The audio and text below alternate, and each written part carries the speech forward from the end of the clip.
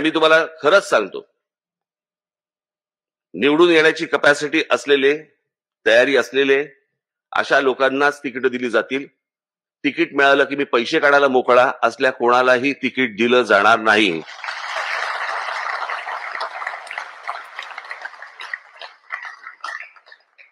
कोणालाही तिकीट दिलं जाणार नाही. तुम्ही जे बोलाल, तुम्ही जे सांगाल, जे आपले जिल्हाध्यक्ष, तालुकाध्यक्ष, आज अनेक लोक येऊ शकले नाहीत पावसामुळे, पण जे जिल्हाध्यक्ष, तालुकाध्यक्ष, शहर अध्यक्ष जे कोणी आहेत, जी माहिती आहे ती नीट प्रामाणिकपणे द्या. कारण तुम्ही दिलेली माहिती देखील चेक केली जाणार.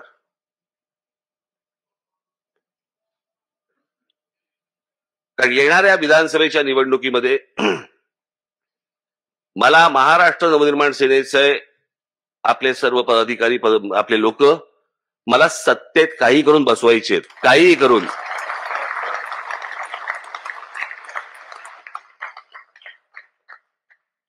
अनेक लोक असतील, असू देत, काही कारण, मला काही हरकत नाही त्याला,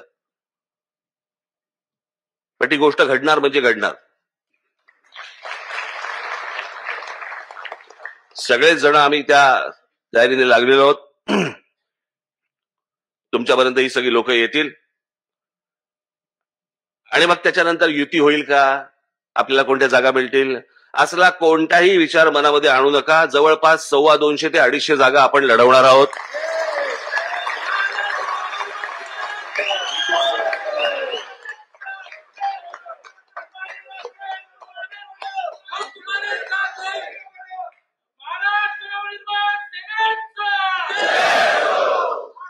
तुम्ही किती मोठ्याने घोषणा दिली याचा अर्थ तुमची वर्णी लागेल असं समजू नका.